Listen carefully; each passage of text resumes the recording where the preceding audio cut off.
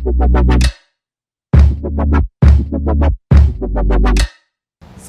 урматтуу YouTube каналымдын көрүүчүлөрү, сиздер менен кайрадан көрүшүп атканыма абдан кубанычтамын. Кеп деген нерсени атышыптыр. Анан мен ошол жака баратып мен айттым, ай бул кеп жебеген заманда мени кепке чакырган кандай немелер булар депчи. Мега жылдыз. Анан кызык болду. Кеп дүйнөдө эмес, бирок кызыма өзүмө ошол жылдары ишенсең Назира өзүмө бир жартылуу пальто ала албайт элем айлык менен жүрүп. Ушундай чапты дейсиң баягы жүгөрүнүн жанагы дүмүрү менен сага жага тургандай мен акча эмесмин деп коем. Биздин элге жагыш үчүн бир чоң пара беришиң керек, ал пара өлүшүң керек. Кайрадан келин болуп, кайрадан экзамен тапшырып, бир үй бүлөгө барып, анын бала чакасына жагып, анын агайын журтуна жагышты эстегенде жүрөгүм чыгып калат. Корком да менчи. Буюрса мен ойлойм, абарагени болуп калбасак дагы кыргыз деген эл баары бир аты сакталат го деген үмүттөмүн.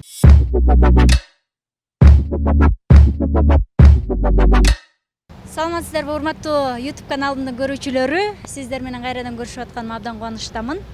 Ар бир жазган комментарийлериңиздерди сөзсүз түрдө калтырбай окуйм. Айткан сөздөрүңүздөрдү көз жаздымда калтырбайм. Каалооңуздарды дайым аткарганга аракет кылам. Анан кимди чакырайын деген суроомо бардыгыңыздар көбүн эсе дал ушул мейманымдын ысымын атадыңыздар эле. Атайын суранып чакырып алдык.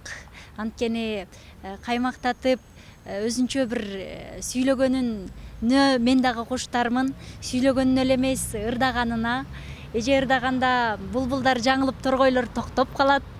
Ошон үчүн биздин баардыгыбыз сүйүп баягы чыдамсыздык менен күтүп ала турган эжебиз бүгүн Саламат Садыкова. Саламатсызбы эжем? Саламатчылык айланайын. Жакшы турасызбы? Шүгүр. Сизди абдан чыдамсыздык менен артыңыздан аябай кубаты араңда зорго чакырып алдык эже. Келип бергениңиз үчүн абдан ыраазыбыз. Биз сиздин ушундай бир каймактатып сүйлөгөн сөздөрүңүздү кыт кылып көкүрөгүбүзгө уютуп, күмүш сырга кылып кулагыбызга илип алалы деп анан артыңызда чоңоюп келаткан муундар көп, сиңдилериңиз, инилериңиз баардыгыбыз мындай улуу адамдын улуу сөзүнө муктажбыз азыркы тапта. Эми биринчиден айланайын жанагы өзүңдүн YouTube каналыңа мына жаштардын азыр заманы ошондой экен. Ар тараптуу көп кырдуу болуп изденип жүргөн кыздарыбыздын бирисиң.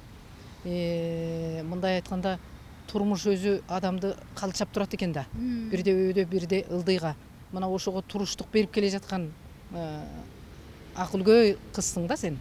Ошон үчүн Назира айланайын. Сен ошол өзүңдүн көрөрмандарыңа, сенин азыр жаштардын публикасы аудиторияңа абдан бир чети жакшы да. Отуруп эле ордуңардан отуруп, ааламдын терезесин ачып алып, өз оюңарды жеткирип жатасыңар. Мына ошондой бир масштабный кенен караганда ошондой интернет желесиндеги бир улуу күчүүнүн ортосуна төргө чакырганың үчүн ыраазычылык билдиремин. Анан жанагы ар бир коногуңду чакырганда чынында айтып каласың да. Чын эле бирөөнүн шарты болуп калат, бирөөнүн шарты болбой калат. Мен кээде кыйпычыктап качкандын жөнү бар, ачыгын айтайын. Албетте ар бир өзүн сыйлаган калемгер, сөздүн кунун билген, кишинин кадырын билген ошондой теленин автордук көрсөтүүлөрдүн редакторлору деп коеюн мисалы. Долбоорлордун өзү сыйлаган жакшы адам менен жолугушкусу келет, аны коомчулукка жеткиргиси келет экен. Анан кээде ийгиликтүү чыгып калабыз, кээде ийгиликсизирээк болуп калабыз дегендей. Анткени азыркы заманда адамзат бардыгына жетип карды тоюп турганы менен руханий жактан ачка калганын моюндобой аткан учурда азыр. Көрөнгөсү тайыз болуп турса да, бирок бийикке карап акыл айтып тургандар көбөйдү азыр. Туурабы? Өзүнүн этегин басып жүргөндөр үйүндө отуруп алып, мындай айтканда жаркырап турган, жанып турган жылдызга дагы каалагандай үстүнөн баягы ошондой бир кереги жок нерселерди жабыштыргысы келген коомдун бир дымагын өстүрүп алдык да биз. Көчөдөгү эле жөн эле кээде бир бекерпоздор деле бизге акыл айткысы келет да. Ошон үчүн кээ бирде көрсөтүүлөрдөн чынында качып калат экенсиң адам. Мага азыр сиз айткан, башындагы айткан сөздү көп айтышат. Мына жакын арада 5-каналга чакырды мени. Жакшы канал болуп атат мына. кеп деген нерсени ачышыптыр. Анан мен ошол жака баратып мен айттым, ай бул кеп жебеген заманда мени кепке чакырган кандай немелер булар депчи. Жаштар чакырганда качууну деле кажети жок деп ойлойм да, анткени жана сиз айттыңыз го, бир улуулардын сөздөрүн кадимкидей бир муюп уккун келет. Анан биз дагы кээде көкүрөгүбүз суусап калат да, ушул жакшы бир салмактуу сөз уксак деп. Анан кадимкидей байкадым, өткөндө Элмирбек мырзаны чакырганда сөздөрүнө тим эле жыргашты да баары. Ошондой эле сиздин дагы андай сөздөрүңүз, акыл насаатыңыз абдан жаштарга керек. Ошон үчүн аябай суусап чакырганыбыздын себеби да ошол. Анан азыркы тапта түрдүү китептерди окуп атам, интернет караганга көп деле баягы убактым жок деп калдыңыз. Интернет чынында эле эми ар кандай адамдар жанагындай суу куйган, жугунду куйгандар, диванный эксперт деп коебузбу, андайлар дагы көбөйүп кетти. Бир уюткулуу нерсе көп интернеттен табуу мүмкүн эмес болуп калды. Баягы илгерки баягы сонун каймактатып жазган ошол сөздөрдү китептерден гана издөөгө мүмкүн болуп калды. Азыр кайсы китепти окуп атасыз? Мен бул китепти окуп атам, бул авторду эле жакшы көрөм дегендерге кошулбаймын. Мен кыргыздын жөнөкөй фольклор улуттук адабиятыбыздын башында турган ошол Токтогул атабыз, Жеңи жок, Барпылардан баштап туруп Арыстанбек Буйлаштан анан кийин ошол Абайга көбүрөөк кирем. Эмнегедир Абай атабыз ушул биздин доорго чейин эле азыркы болуп аткан адамзаттын көйгөйлөрүн ошондо агарбаган кыргыз менен казак азыр деле ошондой эле келе жатыптырбыз деп коем да, окуп алыпчы. Себеби пендечиликтери көп эл экенбиз. Ошондо майдаланган элибиз, азыр деле майдаланып жатабыз. Мына ынтымагыбызды канчалык бизге классиктерибиз жазып кетип, биз безилдеп чыгармачыл адамдар жеткирип атканыбыз менен бир караганда сөз эмес, ошол салмактагы күү, ыр дастанды угуп аткан деле киши жоктой сезилип калат да магачы. Бир жылы илгери биз Японияга барганда бир нерсеге таң калган элем мен. Мына биринчи сапарыбызда Японияда бир айдан ашык жүрдүк да. 45 күн жүрдүк окшойт. Ошондо Токио деген борбор шаарында баягы турмуштун ар бир кырына кызыгып көрөсүң да. Анан Жапон элинин ушунчалык жетишкен баягы сырткы көз менен караганда андай керимселдей керилген өлкөнү көрө эле келек да эми. Мисалы биз Кыргызстандын өнөр адамдары мен үчүн. Анан мен таң калып карап, ушундай өлкөнүн адамдарынан анан бизге суктанып бизге келет экен. Бизден кыз алып атат. А эмне үчүн сен өз элиңден кыз албадың деп анан бир жапондун жаранына мен сөз узаттым да, суроо. Мен мисалы жашыраак кезим болгондо ушу Жапонияда калып иштейт элем деп чындыгында суктандым. Эмнеге дебейсизби? Мына Жапон өлкөсүнүн мына саясаткерлеринин же саясатынын туура жолдо баратканыбы, борбор шаары менен префектуралары, мындай айтканда областтары, райондордун эч айырмасы жок да. Индустриясы жагынан, архитектурасы жагынан, социалдык абалынын бардыгы бирдей. Мисалы бүгүн Нагояга барсаңыз, эртең Киотого барсаңыз, мындай биринен бири өзгөчөлүгү жок, бирдей жаркырап турган турмуш да. Анан ошону көрүп абдан таң калсам, бул бир анан эмне болуп жөнөкөй адамдык өңүттөн алып сүйлөшкөндө ушу Токионун борборунда дейт, жок, бизде да өзгөрүүлөр бар дейт баса. Эмне болуп десем, бизде да өзгөрүүлөр көп, адамдар аябай эгоист болуп кетти, өзүмчүл болуп. Ушу Токиодо көбүнчө жалгыз бой адамдар жашайт. Эркек болобу, аял болобу, жалгыздыкты жандап баратышат. Эми үйлөнсө деле ажырашып, жалгыздыкка көбүрөөк ыктап баратат адамдар, эмнегедир бири-бирин сүйбөй деп калды. Андан кийин дагы эле ошол Япониядагы көрүнүш, биз катар менен барып жүрдүк да. Арадан 2 жыл өткөрүп, бир өтө абройлуу компания бизди жактырып калып, анан ошондо бир барганымда эле, ишенсеңиз, Япондун жаштарын тааныбай калдым. Кызыл, сары чачтагылар пайда болуп калыптыр. Анан мен айттым да, бул жапондордун мындай түрүн биринчи келгенде көргөн жок элем, эмнеге мындай десем, ушинтип кеттик, сырттан келген агымдар биздин жаштарды да бузуп атат деп. Ушундай экен. Ааламда муну мен эмнени айткым келет? Муну менен тиги биз Орто Азия анын алдында биз жөнөкөй эле бир алакандын эле ортосундагы бир көз мончоктой болгон өлкө экенбиз да. Көздүн карегиндей эле болгон, кичинекей. Мына эң дилине бекем, тилине бекем Жапон элинин жаштары өзгөрүлүп аткандан кийин өзүңүз ойлосоңуз. Анан ошол жагынан алганда биз кыргыз эли дагы азыр ааламдашуунун алкагында туш тараптан келген агымдарга мындай чоң сыноодон өтүп атабыз да. Руханий жан дүйнөбүз менен дагы кээ бир элдер тезирээк түшүнүп, алар айтып атат. Абдан мындай бир ушул эле казак туугандарды салыштырып окусаң, айтат. Ушул көбүрөөк акыл эстен тандырып, кунарсыздыкка багыттап жатат бизди деп жазып атышат да, тынчсызданып да мисалы. Кандай сөз баккан көрөнгөлүү эл элек деп. Анын сыңарындай биз дагы азыр көбүнчө мынау төргө барганда, өргө барганда, элдин башы бириккен, керек болсо эл башылары отурган дасторкондордо күтүп отурасың да. Азыр ким кандай бир элдин бир көңүлүн муютуп сүйлөйт экен десең, ардан бери чыгышат да баары. Ушул жагынан алганда биз сөз бакпай эле бөз багып, жанагындай бирөө малыңа дос, бирөө жаныңа дос деп материалдык жактан көбүрөөк ошондой жан үрөп калган элге окшош бара жатабыз да. Мына ошондуктан мынау теле көрсөтүүлөр болобу, радио уктуруулар болобу, мына өзүң сыяктуу жаштардын өсүп жатканы өзгөчө мени кубандырат. Мына ушунубуз менен акырындап өзүңүз айткандай жана Элмирбек сыяктуу дагы башка Кудайга шүгүр манасчыларыбыз бар.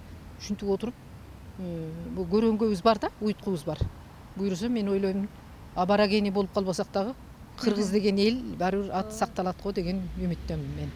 Буюрса эжем баягы уюткубузду сактап калуу мүмкүнчүлүк болсо керек да. Ар бирибиздин көкүрөгүбүздө каалайсыңбы, каалабайсыңбы бир калыптанган эрежебиз бар, менталитетибиз бар. Ата энебизден чоң энелерибизден келаткан сөздөрү бар, уюп калган. Бирок ошол мен кээде карап туруп, ошол мен тарбиялаган энемдей бир башка энелерди чанда кезиктирем да. Баягыдай курма чай кылып берген, ийигин ийирип отурган, сөз тандаган мындай энелер азыр бир аз заманбапташып кеттиби, андай баягы уюткулуу тарбиялар азайып кеттиби айтор. Сиз кандай чоң эне болуп атасыз, кандай тайене болуп атасыз? Мен өзүмдүн кандай калыптанышым, кандай аял болсом, кандай эне болсом, ошондон өзгөчөлөнүп, заманга жараша деп кулпурган жокмун. Аны эл деле карап турса керек. Тескерисинче мен бала бакырамдын арасында дагы кичинекей чүрпөлөрдү көрүп калсам, неберелеримди көрүп калсам, ошол кыргызча эле бакылдап коем. Себеби аларга ошол керек. Жана өзүң туура айтып атасың. Себеби мынау биздин мусулман элинде өзгөчө мынау кыргыз элинде эне бешик деген бекер жеринен айтылган эмес. Эне бешиктен эненин бешик ырын угуп, алдейин угуп, мына биз өзүбүз алдей айтып калдык да. Биз өзүбүз адегенде ошол ата салтын бузбайлы деп бешикке да бөлүп калдык. Неберелерибизди мына Кудайга шүгүр. Жолдош чоролорубуз билет го төгөрөгүбүздү. Ага кыздарыбыз бөлөбөй жаткырбай койгон учурда дагы салт санааны карманып калдык да. Ошондуктан бала бакырга бакылдай берсең эле ошол касиет деген нерсе ушул экен да. Алар биздей болуп же токтогул же алымкул болбосо дагы кыргыз деген бир адеп ахлактын кичинекей нуру болсо дагы анын жан дүйнөсүнө кирип турат деп ойлойм мен. Ошондуктан жанагындай заманга жараша деп эле киргиз боло бергендин ооба эшикте керектир ал, бирок үйдүн ичинде эң кыйын элдер да үйүнүн ичинде өзүнүн тилинде сүйлөшөт да. Мисалы мен көп эле тааныштарым бар. Түбүндө энеси тарабынан же атасы тарабынан тажик, анан жарымы кыргыз же энеси өзбектер бар. Булар үйүндө тажикче сүйлөшөт. Өз тилин унутпаган үчүнбү билбейм да, мен ушундай адамдарды билем мен. Өтө жогорку деңгээлдеги илимдин доктуруна жеткен, интеллигенттердин сабында жүргөн ушу бир эжекебиз бар эле, азыр дүйнөдөн өтүп кетти. Ошол кээ бирде жаш кезимде үйүнө барсам, сөз арасында тажикче сүйлөп коет эле да. Булардын чоң энелери тажик болгонун мактаныш менен айтат эле биздин тажиктерде деп. Мына ошонун сыңарындай тарбия негизинен баягы мээрим энеден жана акыл атадан деп коет го. Ошол ата энеден болот экен да. Үйдөгү уютку кандай болсо балдарыбыз көчөдө ошондой болуп анан дымак күтөт. Ошондой болуп жүрүм турум адеп ахлак күтөт дегендей. Анан арыдан берки үй бүлөнүн балдары ошол өздөрүнөн өтүп ошондой беймаза балдар болуп калып атпайбы кээде. Ошон үчүн сөзгө маани беришибиз керек. Үйдө бала бакырага какыс кукус ормон опузаларды кылышыбыз керек. Мына кээде үфүлдөтүп калышат балдарын. Мен айтам, айланайындар, биз деле бала чоңойтконбуз. Бул балага биз чет элдик эмеспиз да. Илгери Германияга барып бир немистер бизди үйгө бөлүп алды. Анан бул немистериңдин бир жери жакшы экен, ал жашоо бизге да келди азыр. Анда жок эле. Германиядан анан кийин жомоктогудай жашооду көрүп калдык. Ар бирибизди үй бүлө бөлүп алган. Бирок кечинде жакшы экен. Кадимкидей кечки ресторанга, кечки тамактанууга ошо үй бүлө бизди бөлүп алган семьяларыбыз менен отурабыз да келип кечки тамакка. Анан балдарын ушундай чалчаңдатышат экен. Ушул жерде тамак ичип аткан жерге жатса жатат экен, турса турат. Эми кой дебейт экен булар балдарын. Көрсө ушундай өлкөлөр да бар да, билесиз. Анан ага караганда мен ойлойм, биздин балдарыбызды барыбыр кыргыз элинде тарбиянын башаты ошол баланы башынан деп коет го. Кояй дебесе ал бала эртең башына чыгып кетет да. Баланын өзү бала дейт, кылыгы бала эмес дейт. Ошондуктан балага деле мындай анчалык эле ээрип түшүп кетпей эле. Керектүү жерде, эй балам, мунун туура эмес. Ошондой какыс кукус кылыш керек да. Мен ошондой таянемин. Мен тим эле аябай эзилип, үйрүлүп түшүп ушундай берем да анан. Алда деме баягы. Эсте болот. Кичине мындай катуураак кармай. Ушул жөнүндө дагы бир интервьюңузду окуп калдым. Мен кыздарымды катуураак кармадым, мындай катуураак эне болдум дегениңиз. Азыр кыздарыңыз кандай ошол нерсени мындай ыраазычылык менен айтабы же таарынып калабы көрүп урушуп койдуңуз деп?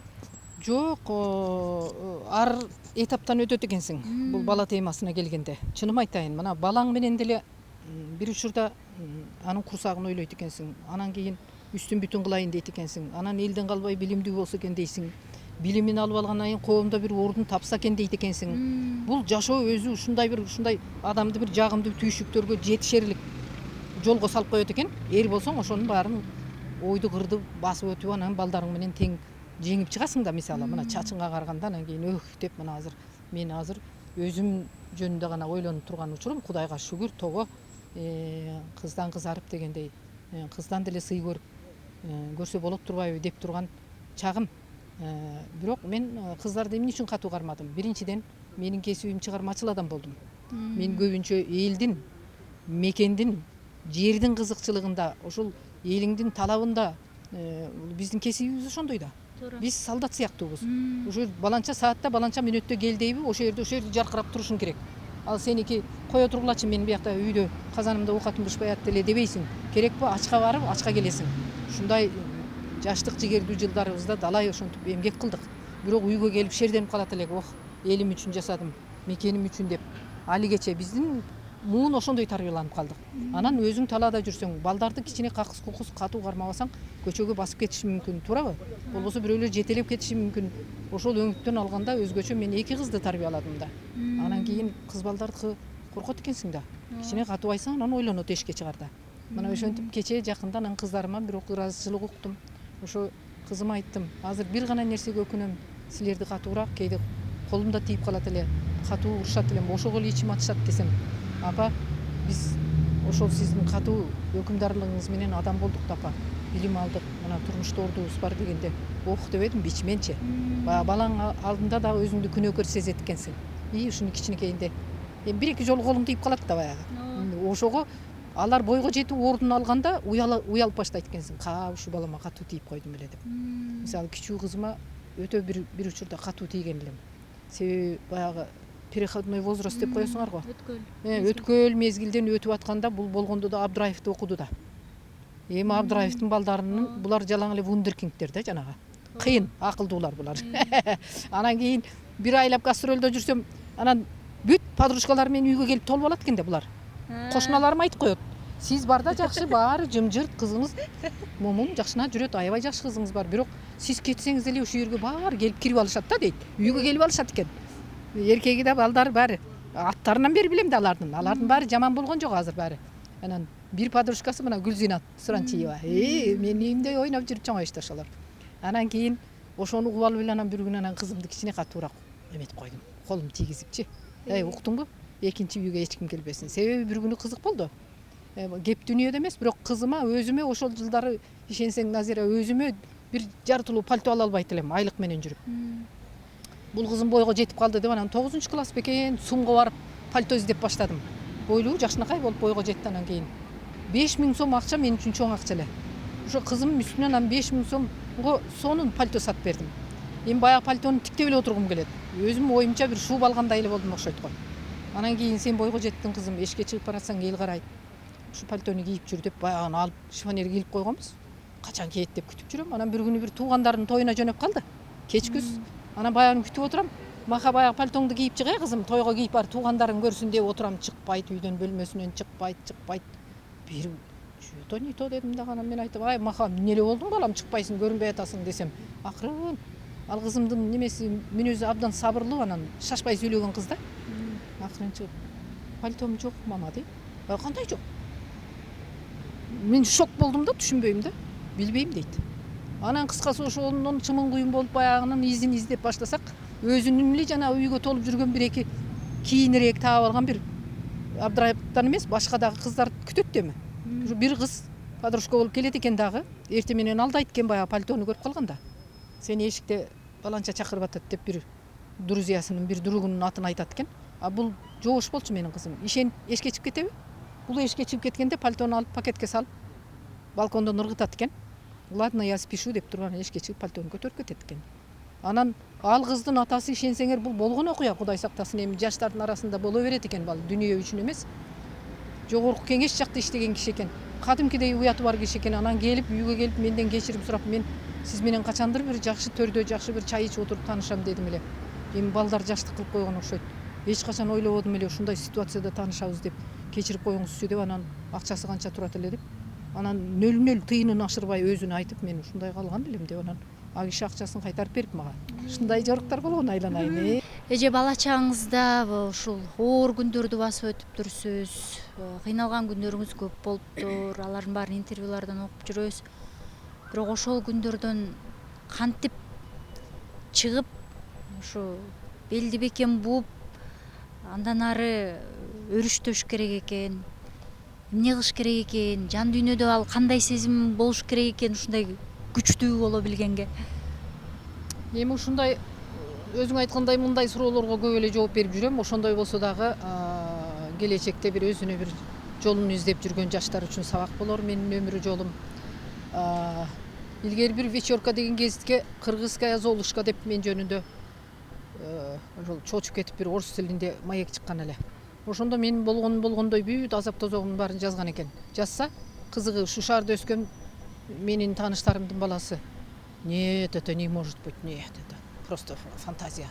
Саламат Садыкова кантип эле ошондой кыйынчылык көрсүн деп, азыркы курсагы ток бала ишенбей коюптур. Анысарындай эми эч пенденин башына салбасын. Мына адам өмүргө келгенден кийин ата эненин жанында балтаңдап бал күн ошол жакшынакай жаркырап каалаганын ичип өсүп аткан балдарды көргөндө дайыма сүйүнөм. Ох, атаң көрүшүгө көз тийбесин депчи. Өзгөчө мынау эр адамдар камкор болсо, мисалы мына менин неберемдин атасы Кубанычы мага аябай карап сыртынан кубанам да. Балдарын абдан бооруна тартып жакшы карайт. Мындай аталык милдетин аткарып жатат да. Камкор да. Болбосо ага асмандан жаап аткан жок. Ал өнөр адамы, ырыскысы элдин колунда. Бир күнү бар, бир күнү жок, бирок ошону билдирбей, кичине токош тапса, балдар менен бөлүшүп, тиричилик кылып атат. Мына ушунун өзү баягы адам өзүңдүн өмүр жолуңан алып туруп кубанат экенсиң. Мисалы мен көп кыйынчылыкты көрдүм. Улам бир туугандын колунда, өзүм кыз бала болсом, улам бирөөсү алып кетет. Эс тарткан учурумда эң кыйын күндөрүм мына 30 адырдын тоолорунда өттү. Ал мезгилде жана коондарыбыз айдашат эле. Билбейм, азыр эсимде жок, азыр кандай экен. Ошол алысыраак эки агайын атамдын туугандары алып кетишти мени. Анан ошондо жеңем катуу залим чыгып, башка тебет эле абдан. Жүгөрүнү жулуп келип бир жолу эсимде, эми баламын да, ошо ишти кылып коондарыбызды суугарып, чөбүн жулуп туруп уктап калган экем. Ушундай чапты дейсиң баягы жүгөрүнүн жанагы дүмүрү менен. Ошо көпкө чейин могу жеримде, анан мынау жеримде шырам болуп жүрдү. Ошол 10-11 жаштарымда мына эсимен кетпейт. Уктап жаткан адам таяк жеп ойгонгондо элестетип көр. Эми оңор эмес чочуп ойгондум ошондо. Эйин талаада ыйлап эле отуруп калдым. Анан келип буту менен тээп атат. Эми көрсөтпөгөндү көрсөттү да. Кудай өзү сактасын. Ошол жеңемден абдан катуу кордук көргөн күндөрүм эч качан эсимден кетпейт. Колтугумда бир китепти дайыма алып алат элем. Айым Айтбаева, Зура Сооронбаева дегендердин китебин алып анан тиги каристин пиязын отогонго жиберет эле, аны отоп келет элем. Себеби аякта тыйын төлөйт эле да. Алып келип анан ошо үйгө берет элем. Анан кийин пахта терет элек, пахта талаада, анан кийин бир гана ошо китеп алаксытат эле мени. Мен жата калып убактым болгондо эле отура калып тирмейип китеп окуйт элем. Анан кандай ушул күнгө жеттим? Биринчиден ар бир адамдын пенденин ичинде өзүнүн мени болот экен. Экинчи ичиңде отурат да. Сөзсүз көчөгө жүгүрүп чыгып бирөө менен сүйлөшүп акылдаша албайсың да. Ошо ичиңдеги мениң менен бекем болсоң, ишенимдүү болсоң, адам өзүнүн эрки болсо, мисалы, жашоого деген бир жакшы азыркылар эми позитив деп атпайсыңарбы? Ошол позитивдүү көз карашың болсо, үмүтүң болсо, ниет тилегиң түз болсо, Кудай Таала сени далыңан жөлөп тура берет экен. Мына мен ошентип ушул күнгө келдим, айланайын Назира. Мени мисалы колумдан жетелеп, кээ бирлерди ата энеси тим эле чалкалатып тиги машинеге салып минтип айланайын балам деп тиягында жашыл кагаздарды салып окутуп атышпайбы азыр чет өлкөлөрдөн. А чет өлкөнү айтасың, сен ушул Фрунзеге мен жете алганым жок, мисалы, окусам деп көзүм чачырап жүрдү. Бирок ошондой болсо дагы мен бала кезимде эле өрүк чарбактын түбүндө отурганда бийик ойлонгон экем. Көрсө адам ойду ойлогондо ошо ойдо деп коет го баары. Ой менен анан санааң аруу болсо, ошол ойлогон ойлоруңа Кудай Таала баары бир ишке ашырат экен. Мен бала кезимде ошо өрүктүн түбүндө курчак ойногондо эле өзүмчө эле кыялга бата берет элем. Азыр ойлосом, бизде ал жакта төгүлүп турган акын деле жок эле, булбул болуп сайрап турган ырчы деле жок эле айылыбыздан. Баткендин тарыхында ушу мен ырдап чыктым окшойт. Бирок бала кезимден кыялданат элем да, мен ырчы болушум керек. Мен чоң атактуу ырчы болушум керек деп кыялданат элем. Анан ошол кыялдарым ушу күн санап менен жашай берди. Мектепте ырдап баштагандан эле өзүмдү кадыресе ырчы сезип жүрдүм да. Анан ошентип адамдын мындай айтканда ошол принципиалдуу, позитивдүү, анан кийин бир сүйлөгөн кишимин өзү жашоомдо мен өзүм мындай майдаланып, экеленип, ушинтип кетпеймин. Төгөрөктө кимдир бирөөгө жакпасам жакпайтырмын. Эми биз доллар эмеспиз, акча эмеспиз да баарына тегиз жага бергендей, туурабы? Мени кээ бирлер ушундай сын койсо мен айтам, айланайын, сага жага турганда мен акча эмесмин деп коем. Эми бирок мен жашоомдо өз жолумду өзүм эмгегим менен, мээнетим менен, ички парасатым менен, акыл жигерим менен издедим. Күрөштүм жашоо менен. Мен абдан көп эле кыйынчылыкты көрдүм. Бирок кыйынчылык ошо кийин акылмандарды кече кийин окусам туура жазыптыр да. Кудай Таала адамга сыноо берет экен. Сыноо бергенде ушул сынсын дебейт экен. Ошол кыйынчылыкта кандай чыйра алат экен ушул.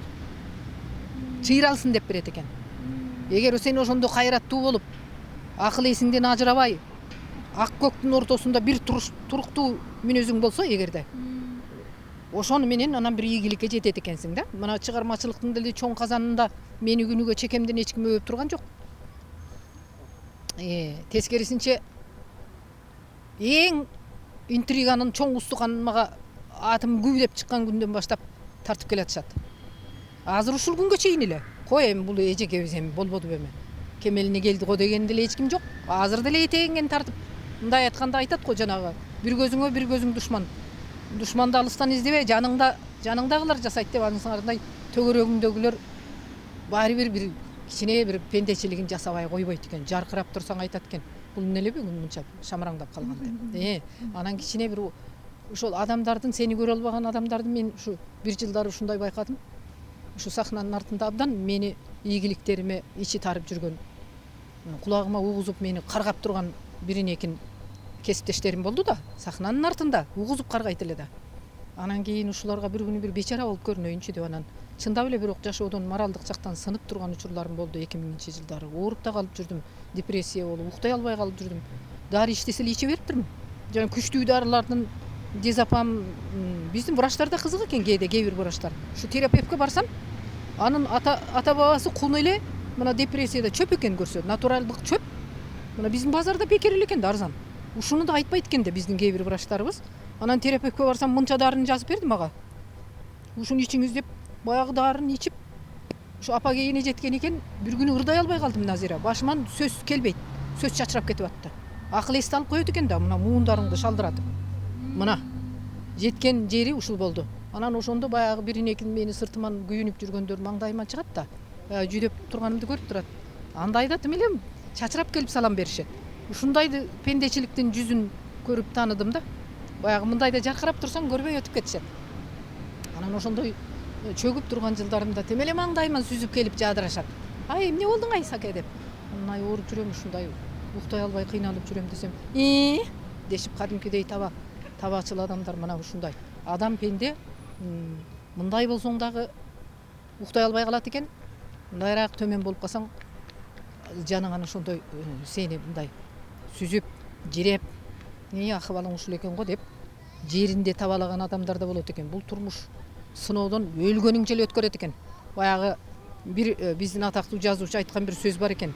Биздин элге жагыш үчүн бир чоң пара беришиң керек, ал пара өлүшүң керек. Өлгөндөн кийин жагасың деп Салижан Жигитов бекен ушу бир улуу агаларыбыз айтып кеткен да. Анын сыңарындай биздин коомдо байкасаңыз, тирүүсүндө ким сый көрдү? Ким сый көрдү? Айтыңызчы. Кимди сыйладык биз? Атактуу эле деп мына 90 жылдыгын 90 түрлүү кылып өткөрдүк. Чыңгыз Айтматов деле укмуштуудай кылып тирүүсүндө залкарыбыз эле деп төрүбүздө бир маңдайын жарып көлкүлдөтүп бир керемет сөздөрүбүздү арнадыкпы? Арнаган жокпуз. Арнай алган жокпуз. Ушундай ичи тар пендечиликтин берки кече балалыкта айтасыз, кече кийин атыбызды тургузуп эмгек менен, мээнет менен элибизден этегибиз толгон 7 дубандан алкыш жыйып алгандан кийинки кебетебиз деле ошол баягы эле этектен тартмай. Ошон үчүн бул тирүүчүлүктүн өзүнүн адамга кое турган суроо соккуту да көп экен. Мен жакында бул өмүр деген бир ыр чыгардым. Ошол жерде бир жеринде жазылып жүрөт. Сөзү Калкаман Сариндики. Бул өмүр жообу жок, суроосу бар. Мына. Суроосуз. Көрдүңүзбү? Кандай жазган, акын. Ошон үчүн бул өмүрдүн суроосу көп экен. Бирок ошол өзүңө өзүң бир калыпта туруп берсең эгерде. Дагы данышмандардын бир айтканы бар. Бирөөнү жеңген киши баатыр эмес. Өзүн өзү таанып билип, өзүн жеңген адам баатыр дейт экен.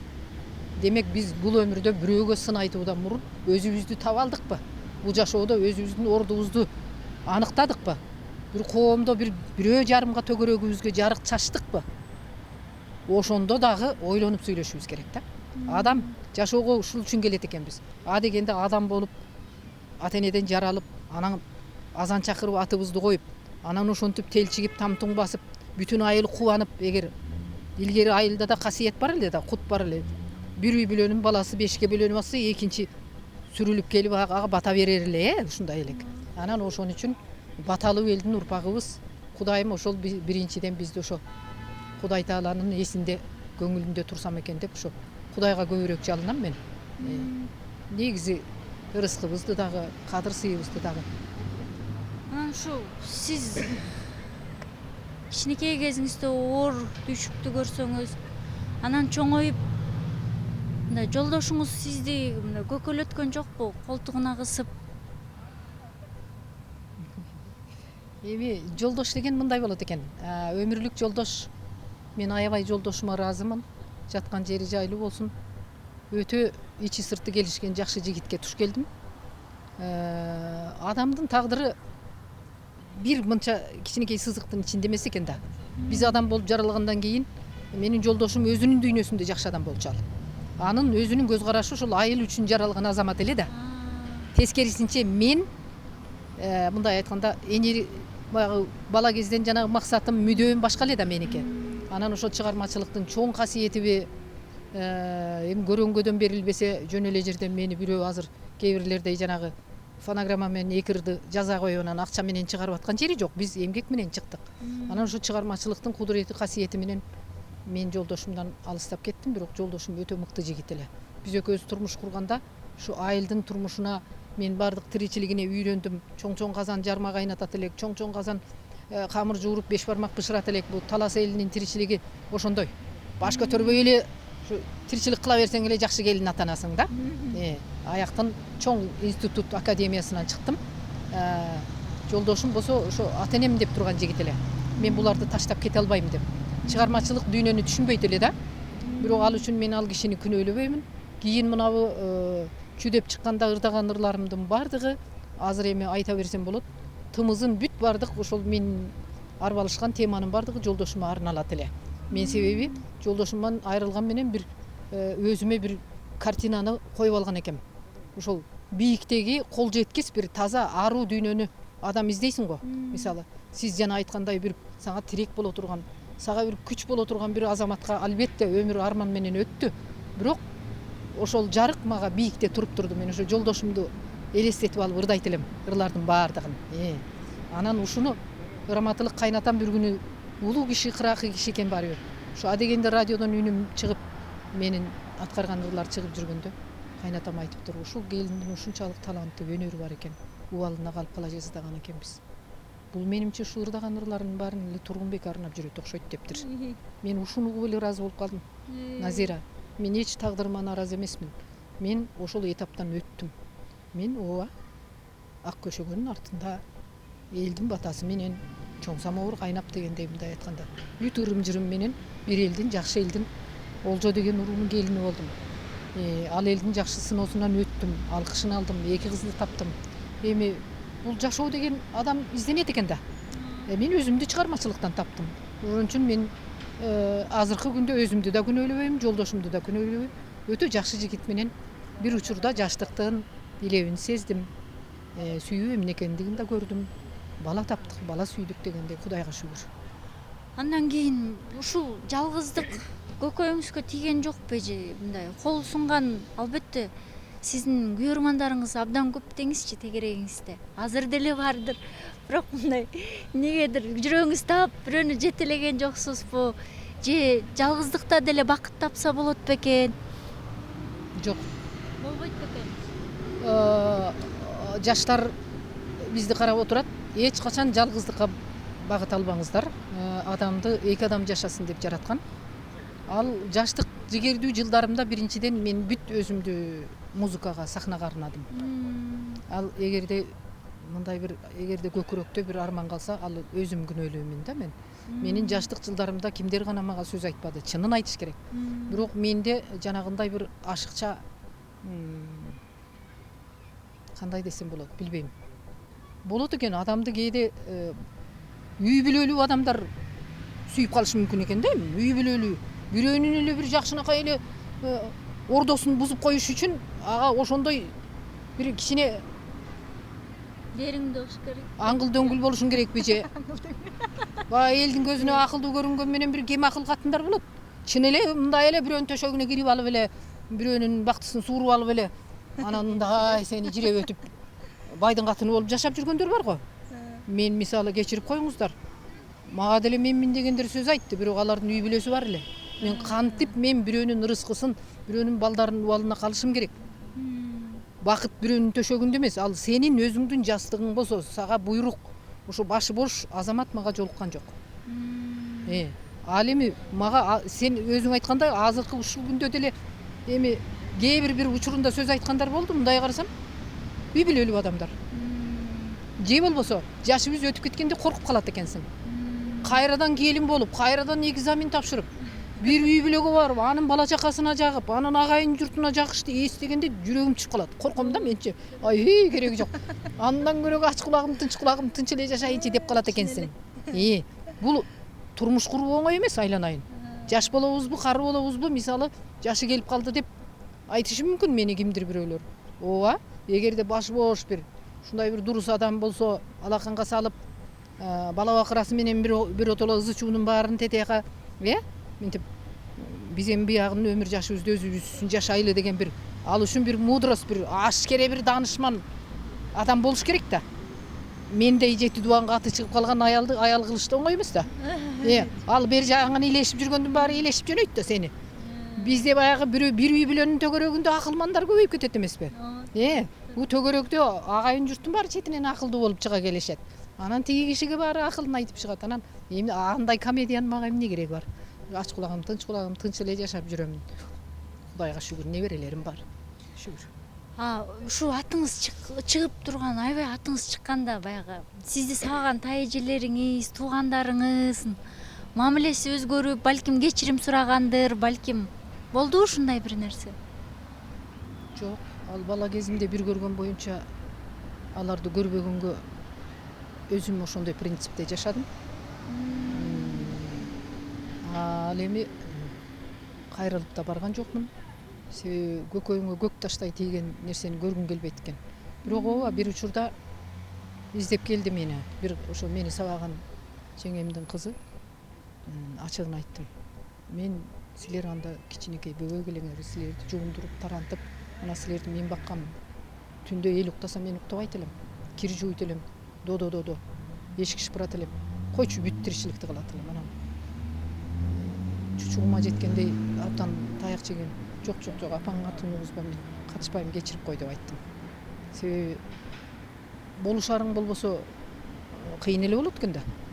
Тилден да кетип аткан уудай тилди уксаң, мисалы болушарың жок адамга элестетип көр. Анан дагы берки таягында жеп атсаң, бул бала кезде дагы азыркылар айткандай чуудом аман эсен калып, чуудом өзүм жашоодон ордумду тапканым үчүн мен андай өтө катаал чучугума жеткизген адамдарды издеген деле жокмун өзүм деле.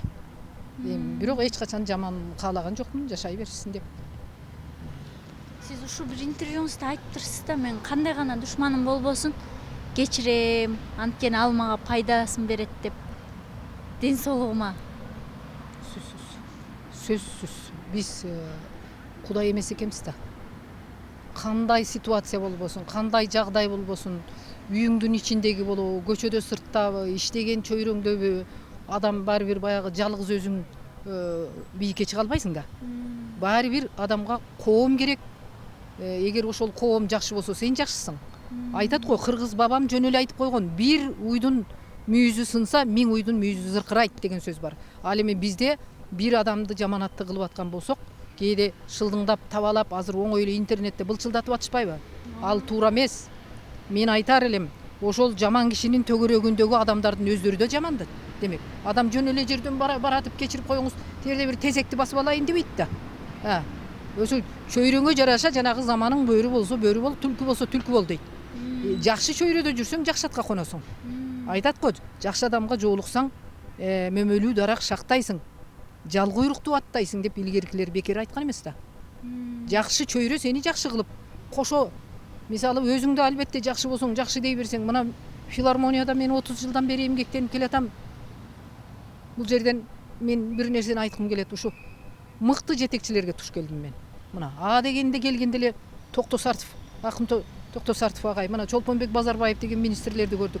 Мына өзүмдүн жетекчим Ырысбек Жумакунов деген азыр 30 жылдан бери Камбарканды жетектеп келатат. Назира, жетекчи жакшы болгон жерде дарактай канаты жайылып, коллектив көгөрөт экен. Азыр Ырысбек Жумакуновдун ушунчалык айкөлдүгүнөн биздин Камбаркан ансамблі 4-5 бутакка бөлүнүп алып, оокаттарын кылып атышат. Каалагандай заманга жараша, мындай айтканда, оокатын да кылып атышат коммерциялык нукта. Мен айтып коеюн. Ырысбек анын бирин көргөн да жок. Бирок ошол коллективди ушул деңгээлге жеткирип түптөп койду ал киши. Репертуарыбызды болсо жакшы билесиз.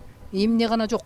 Казынанын баарын тетияктан оп майда менен шырылдаң бекбекейден баштап туруп, бүт жаңыртып койгон эмгеги мына азыркынын баатырды ала турган азамат ушул Ырысбек Жумакунов деп мен айтам. Эмне үчүн? 30 жыл бир коллективди бирдей стержинде, бирдей востребованный коллектив деп коеюн мына. Бүт каймак президентке ким келсе Камбаркан барып ойнойт. Өкмөткө ким келсе эшиктен келген конокко Камбаркан барып ойнойт. Бул жетекчинин эмгеги да. Анан ошондой жакшы коллективдин ортосунан мен дагы аларды өзүмдүн атым таш жарып турганда көкөлөтүп турдум. Солист катары. Мына биз кээде солистмин, мен ырчымын дейбиз.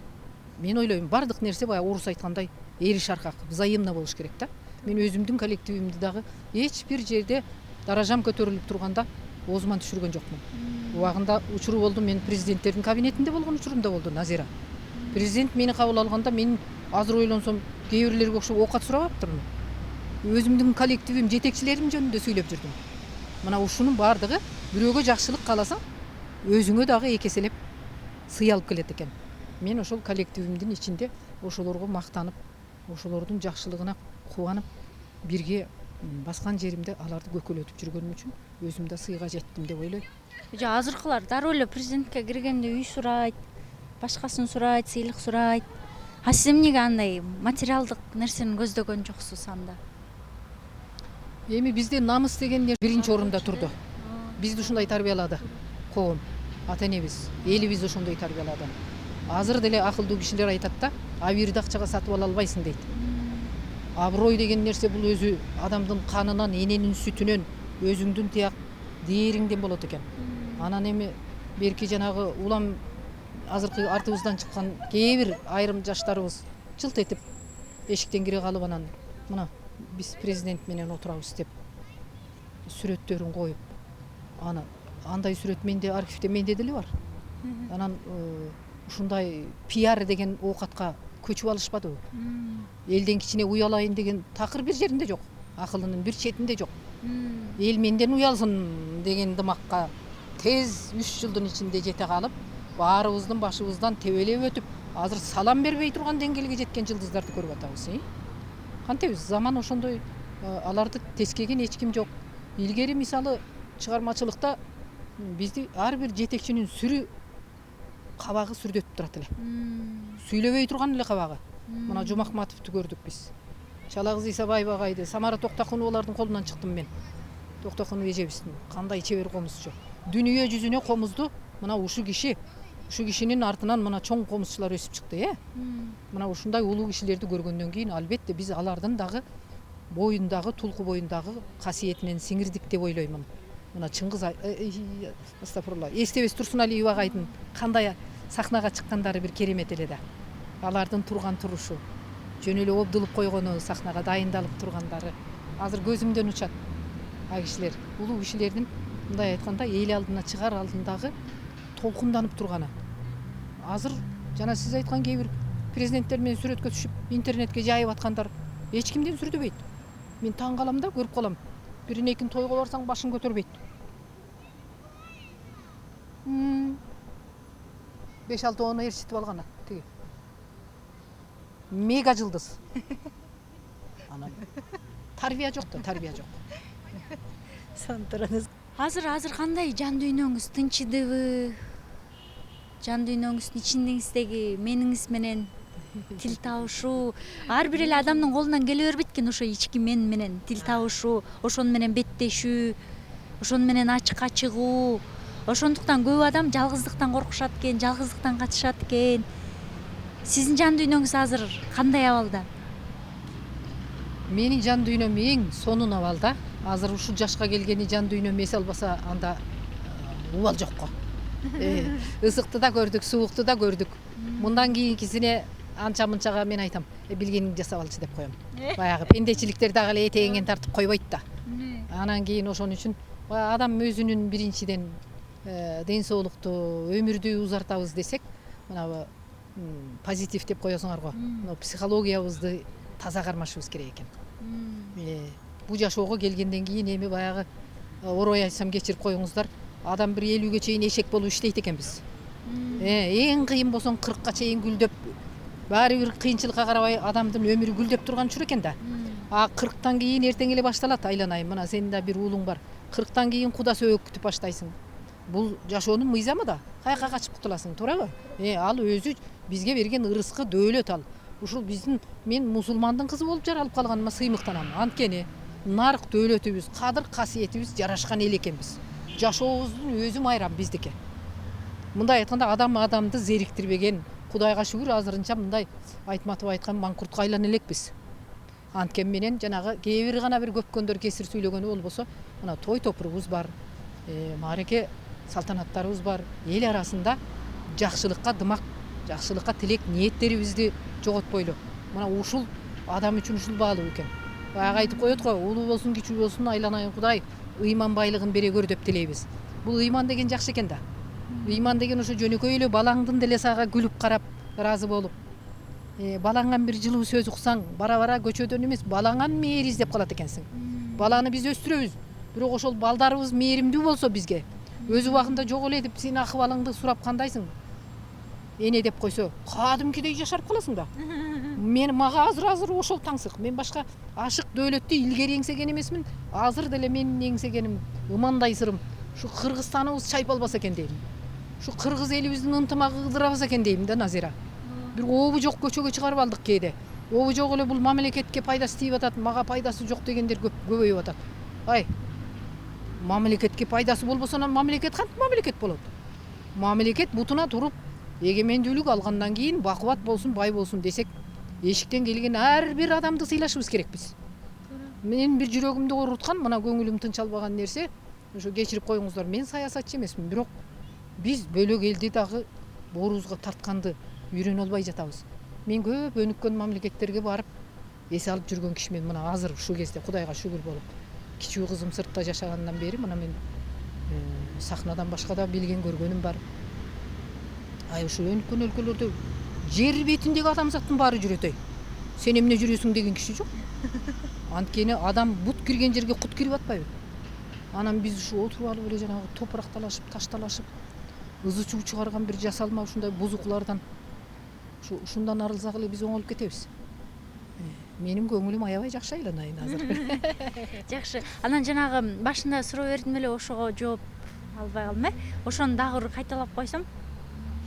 Элдин баары сиздин жаштыгыңыздын сырын сурап ачпайбы? Саламат эжеден ушуну сурай кел деп жиберишти да меничи. Ой айланайын ай. Жылкынын чучугун жейт бекен, эмне кылат экен депчи. Эми ушуну чын эле мага аябай көп айтышат. Эркеги да аялы дагы. Анан мен өзүмчө кээде өзүмө суроо берем. Эгерде мен Туркан Шорай болсом, эгерде мен Софи Лорен болсом, Италиянын ырчысы болсом, же бери келгенде Түркиянын ырчысы болсом, мен миллионерше болуп жашамак экенмин да. Анан мекеним элим деп ырдаганым менен мен деле ошо жөнөкөй карапайым элдин социалдык абалы кандай, ошондой өп-чап айлык менен келе жаткан кишимин. Бирок мен жок болсо да бардай жүргөн адаммын да. Бул бир сыры. Жок эле деп ыйлап бир өкмөт айтпайт ушул эже келди эле ушинтип. Менен оокат сурап. Бар болуп барына жеткен эжекелерибизден эшик бошой элек али. Ушу кайсы падышабыз келсин угулуп калат да сөз. Баягы 4-5 кемпир кириптир, 4-5 аксакал кириптир дейт. Баягы Союздун убагында жүргөн аксакалдардан али бизге мындай айтканда бир чети да сөздүн ачыгы. Же ал падышалар өздөрү билип бизди чакырбаса, акыбалыбызды сурабаса, айланайын. Анан жана сулуулук деген бул мындай болот. Сулуулук деген биринчиден чет элдин атактуулары алар ошондой табат. Ошондой суу ичип, ошондой май жеп, ошондой каалагандай шарт түзүп өздөрүнө. Мындай атмосфера жакпай калса, жаккан жерге барып, баягы өзүңүз билесиз, Майамиге барып эс алат, мындай айтканда, сүттүн ичинде жатат, туурабы? Менде андай өзгөчө шарт жок. Мен ошол сиздер жуткан абадан жутуп, элим ичкен суудан ичип, бир гана өзгөчөлүк менин касиетим, албетте мен напсимди тыя билген, эрки күчтүү кишимин. Муну айтып коюшум керек. Адамда эрк болуш керек. Жей дегенде билип жайып койсо баардыгын эле жей бербеш керек да. Эми биз агыл төгүл Кудайга шүгүр элдин төрүндө жүрөбүз. Анткен менен, элибиздин пейлигенен. Анан төгүлгөн дасторкондун баарын шыпырып жеп, анан калганын биягына тыгып көтөргөндөр бар да. Жок, салып бергенче шашып өздөрү салып алып, Бул уят да айланайын. Эл жеп атса чын пакет. Ошондойлорубуз да бар да, ушинтип уят кылат кишини. Анан эми Кудай сактасын, жок, мен кыргыз элине аябай мактанамын, сыймыктанамын, ыраазымын. Биз ансыз деле барган жерибизде жакшы жерге отургузат. Сый сыпатыбыз менен жакшынакай ырызкы бөлүшөт биз менен. Бирок кандай уктап, кандай туруш керек, качан кандай суу ичиш керек, ошонун жөнгө салып алган кишимин мен. Анан ошол эми кандай десем болот? Азыр мына өзүң жаш өсүп келе жаткан жылдыз катарында жаш аудиторияга айткым келет. Азыр бир чети ушунчалык коомдо элдин аң сезими, анын ичинен кыз келиндерибиздин дагы деңгээли өстү азыр. Тескерисинче Кудайга шүгүрлөрдүн той топуруна, жакшылыгына барганда мен чоочулап турам.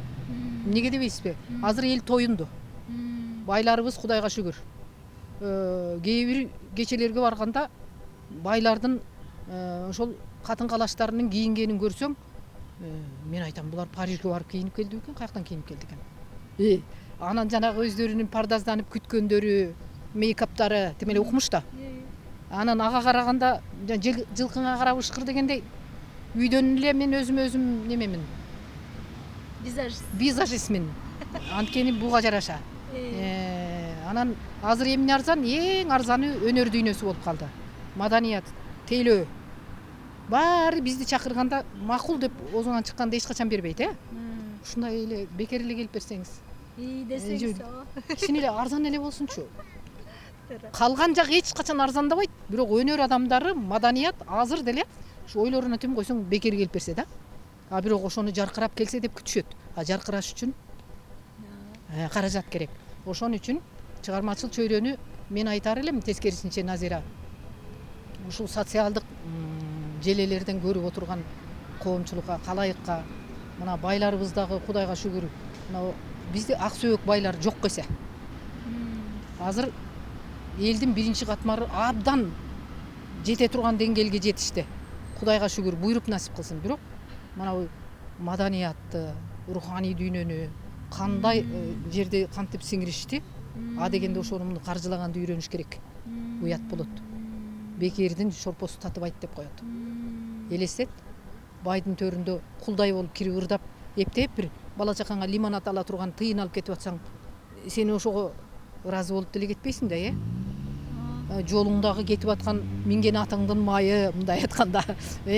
Ошон үчүн бизде көйгөйүбүздү азыр ооруткан маселе бул терикпесин мага коомчулук. Мен улуу киши катары, маданияттын азыркы улуу көчүндөгү өкүл катарында, мына тейлөө маданиятында жүргөн ошол алып баруучулар болобу, бийчи чоорчу болобу, тарта тургандар болобу, кыскасы ошол адамдардын Япония ушул жагынан катуу өнүккөн да.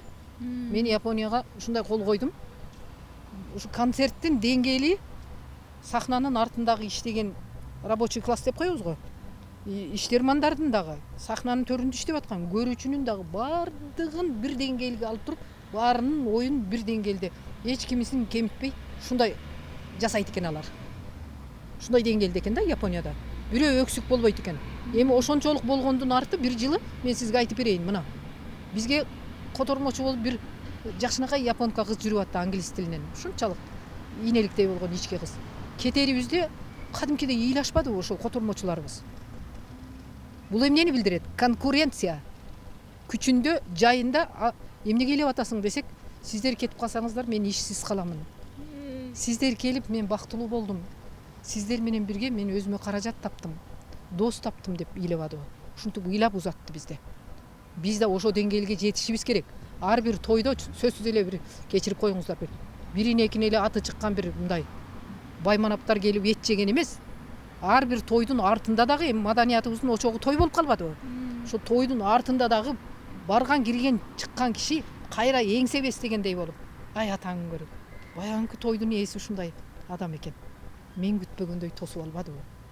Мындай бир адамгерчиликтин дагы бийик сересин көрсөткөн. Мына бул жагынан мен казак туугандарга барганда көп көрүп калам да. Чыгармачыл аты бийик ырчыларын кадимкидей бир кучак роза менен тосот, ишенесизби? Босоодон келатканда. Мисалы, Роза Кубанышевна, Макпал апайымыз келди. Кымбат Гуччи, Шанель жоолуктарды ийиндерине жабат. Белеке. Биздикилер Кытайдын жоолугунда ойлонуп туруп жабат да, айланайын. Муну эмне үчүн айтып атам? Мартабабызды көтөрөбүз десек, кадыр сыйыбызды көтөрөбүз десек, биз баардык жагын бирдей алышыбыз керек.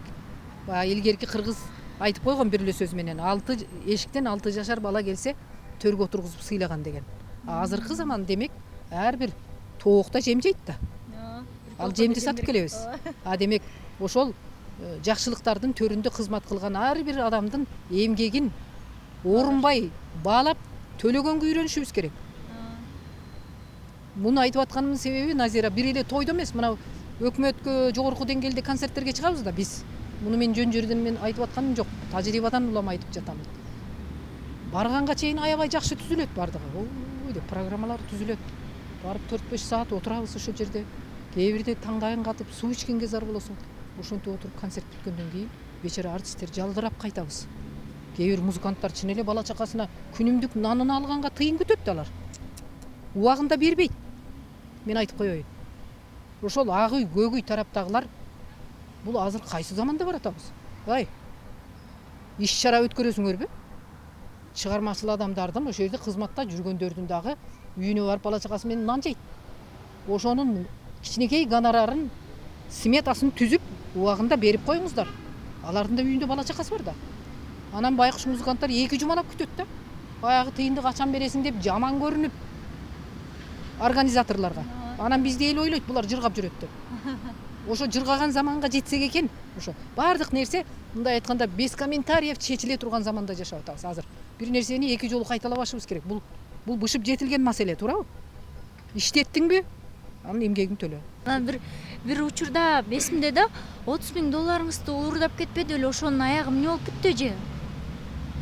Аягы нөл, Тапкан жокпу? табышпайт да. Тегереңиздеги эле адамды сиздин үйүңүздө акча бар экенин тегереңиз жаныңыздагылар эле билет да. Жок, ал акчаны каракчыларда мындай болот экен. Ууруларды ушундай уурулуктун артынан органдан ар кимден ар түрдүү сөз угуп, мен ошого ынандым да. Негизи мынабу уурулукка профессионалдар, гастрольщиктер деп коет экен. Ошентип кутулушту менден. Бирок уят да ушу. Ушу Бишкектин ичинде бир Саламат Садыкованын үйүнө кирейин деп бир армян же бир грузин келбейт да. Ушинтип жөө жомокту айтышты. Бирок түбү келгенде биздин Бишкектин ичинде негизги бандиттердин, уурулардын төбөсүндөгүлөр булар биздин эле мына аяктагы Ак үйдүн төгөрөгүндө жүргөндөр болот экен. Өкүнө турган жагдайларыбыз көп болот. Мен да элдин төрүндө жүргөнүм менен баарын байкайм да. Бул биринчиден көбүнчө мына кийинки чыккан жаш тамадаларыбыз өсө берсин, бирок өзүнүн эле мени менен өзүнүн төгөрөгүн гана бекемдеп, анан чыгармачыл адамдарды экинчи планга коюп, эшиктен кирип эшиктен чыгарып, анан дагы кызыгы табитсиз эле ырууга берет биздикилер. Укпайт деле аны. Санын көбөйтүп, мактанычка чакырып коет да. Анан кээде тамадаларга оор келип атпайбы, мисалы. Убакытты кысып, ал өзүнүн шоу программалары бар да аны сыйдырыш үчүн ырчыларды сыга баштайт. Эшиктен киргенде эле айтат: "Бирдирдайсың. Артисттер көп. Бирделердайсың" дейт. Кээ бирде тойдун ээси айтат: "Ал эмне бирделе ырдап кетип калды" дейт. Ушул жагынан алганда, мындай музыка уккан жагынан дагы тойдо маданияттын табитин кетирип койдук да. Ыраспасын чыгарып атышат. Укса укпаса деле тизип мактанычка алып келип коет. Эптеп эле жылт деп эле чыгып атышат. Андан көрө илгери өзбек туугандардан көрүп калдым эле мен. Булар бир группаны чакырат, бир музыканттарды. Жандуу отуруп ойнойт. Анан бир атактуу ырчы келет, ашып кетсе макул эми экөө деп коелу. Мына ырып кандай, мисалы Шерел Жороевду угушу мүмкүн. Же Мунажатты угушу мүмкүн. Же Насибахан Абдуллаеваны угушу мүмкүн, туурабы? Бизде өздөрү эле түшүнбөйт, эртеси кайсы келип кетти эле депчи. 10-15ти тизип алышат. Бул жагы дагы мындай бара-бара калыпка түшүш керек деп ойлоймун. Себеби азыр эмне көп тамада да көбөйүп кетти. Кыргыздын наркын билбеген тамадалар мындан көп. Эптеп-септеп жанагындай бир обществого кирип алган балдарыбыз биринчи кезекте өздөрүнүн амбициясын коет, өздөрүнүн командасын сатыш керек. Ал тойдун ээси мамиле түзгөнчө, ал мамиле түзүп босогон аттап алгандан кийин ал той тамаданын тою болуп калып атпайбы. Бул дагы өтө кыргыз элинин каадасын көтөрбөй эле төмөндөтүп атат. Эжем, сөз акырында эл жериңизге болгон бир жылуу сөзүңүздү билдирип койсоңуз. Эл жерге билдире турган оюм дайым эле ошол социалдык Facebooktан карасаңыздар да көрүнүп турат. Кээ бир жанагы акчага каржыланган калемгерлерге караганда көзүбүз өтүп кеткенче ошо бир ооз болсо дагы ырыстуу сөзүбүздү угуп калса экен деген ниетте дайыма жакшы ойду жазам да. Назира, мен азыр жана дагы жакшы сурадың, азыр санааңыз кандай деп. Мен аябай санаам тынч азыр. Кудайга шүгүр, мына замандын гүлдөп турганын, биздин кыргыз элинин дымагынын өрлөп турганын көрүп турабыз. Ушунда Кудай көрсөтүп атат бизге деп. Мына өзүңөргө окшогон аябай идиректүү заман силерди да жон койбой атат. Күндө сындырып атса дагы ошол сыноого сынбай, бакытка көппөй, барга мактанбай, ошентип руханий дүйнөнүн жарыгында өзүңөрдүн жолуңарды издеп атасыңар. Мен мына ошого ыраазы боломун. Өзүңөрдөй парасаттуу жаштар бар, өсүп келатасыңар. Биз ашыкча сынчыл эл болуп алдык, кыйкымчыл эл болуп алдык. Мына ошол жоруктарыбызды таштасак, андан көрөк биз өсөбүз десек, колдо бардын баркын билип, жакшы кыздарыбызды көрүп, мына мыктыларыбызды көрүп, менин балам да ушундай болсо деп канча сын айтылса да ошого туруштук берип атасыңар да. Мен карап коем да кээде. Ошон үчүн менин кааларым элде тынчтык болуп, дасторкондо береке болуп, анан ошол силерди Кудайым ар кандай сыноолордон сактап, назардан, тилден, көздөн сактасын. Рахмат жем. Келип бергениңиз үчүн абдан ыраазымын. Ушу улуу башыңызды кичүү кылып, атайын көңүлүмдү какпай келип, ушундай жан дүйнөңүздү ачып, сырдашып отурганыңызга абдан ыраазы болуп атам. Аябай сыймыктанып. Өркөнүң өсө берсин балам. Рахмат жем. Анан сиз дагы өмүрүңүз узун болсун, ден соолугуңуз чың болсун эжем. Дайыма ушундай элдин кызматында жүрө бериңиз. Ушу бойдон жап-жаш суп-сулуу бойдон кала бериңиз, бизди суктандырып. Өмүрлүү бол. Ооба, урматтуу менин YouTube каналымдын көрөрмандары, мына бүгүн бизде сиздер суранып, суусап күткөн Саламат Садыкова болду. Буюрса жакшы, ооба, жакшы комментарийлерибизди, жакшы каалоо тилектерибизди күтөбүз. Өтө эле ашыкча, сындап, анан ылайга чуңку ичелеме. Аны биз ансы деле өмүр аз. Мен ушул YouTube каналыма элдин бейнесин, жан дүйнөсүн чагылдыргым келет, жакшылыгын көрсөткүм келет, жан дүйнөсүндөгү үнүн угузгум келет силерге. Анан бир силерден дагы төпөштүү эле эмес, жылуу сөздөрдү дагы абдан уккубуз келет. Силер канчалык жакшы сөз менен сугарсаңар, биз ошончолук гүлдөйбүз. Ошол, аман туруңуздар.